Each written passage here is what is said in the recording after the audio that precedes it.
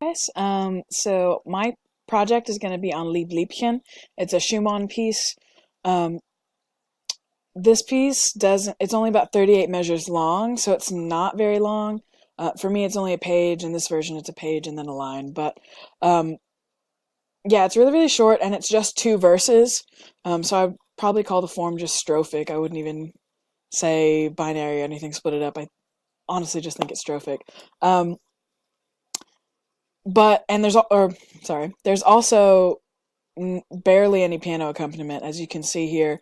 This is all it has, and it does pick up in certain places, but we will talk about that in a little bit. So musically, there's not a ton to this song.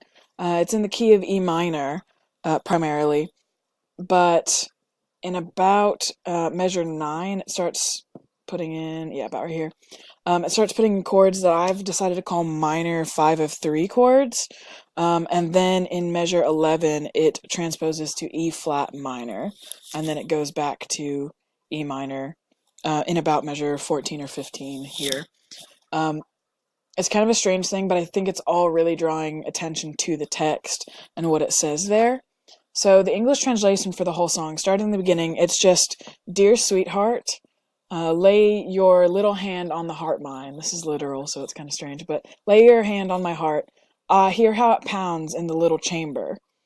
And then that's all pretty normal chords, you know, ones, fives, 2 4 2, simple things that actually fit. And then about here is when it starts bringing in the minor 5 of 3, and the words are, "There lives a carpenter, wicked and evil." And that's when it kind of transposes down, and it has a very, very dark tone. And you can tell that something serious is happening, or there's a lot of stress on these words. So it's saying, "There lives a carpenter, wicked and evil. He builds for me a coffin." So this word here is coffin, and I think it draws a lot of attention to that, and the drama that the song is trying to convey. So then it goes back, and then the next verse is musically the same, a little bit more in the bass. It just walks down this arpeggio, um, but it's still basically the same, pretty empty. But the words are, "He hammers and pounds by day and by night. It has already long since of my sleep taken," so it's already um, caused me to lose sleep over this. And then here, when it does that shift to the 5 of 3, it says, hurry yourself, master carpenter, so that I soon can sleep," basically, is what it's saying. And then that's how it ends. It ends with just the voice. The piano completely drops out. So even though there isn't a lot to the song musically, I think that that really does draw a lot of attention to the words and how dramatic it is. Even the story itself, just my love for this person is so much that my heart is pounding so much that it feels like I'm gonna die, basically, is what it's saying. That, like, that's how dramatic it is. So I think it's very fitting that the music does this to the song. Um, and I think it's very interesting that this piece was written when it was, or it was released when it was, because Schumann had actually just married his wife Clara. Which, if you know anything about Schumann, it was a really big deal for him to marry his wife, because he had wanted to marry her for many years, but her father wouldn't allow her to get married to him, just because he was a struggling musician.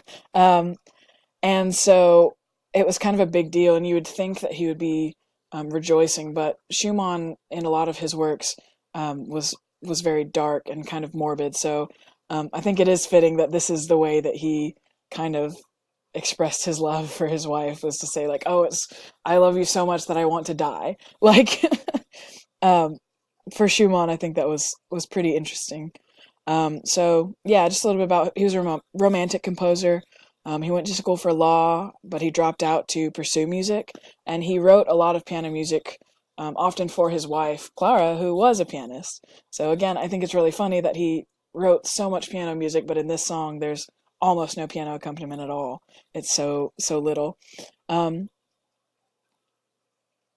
yeah, and the poet, I don't know how to say his name, but he often wrote dark poetry as well, and this whole collection of pieces is from his poetry, I'm pretty sure. Don't quote me on that one, but so I think it's very interesting that this was all released about the time that Shimon married his wife. So I think that's about all I have to say about this song. Like I said, it's not very long, so there's not a ton to talk about. But I really enjoy it, and I'm excited for you guys to hear it, and hopefully you guys will like it too. So thank you so much for watching.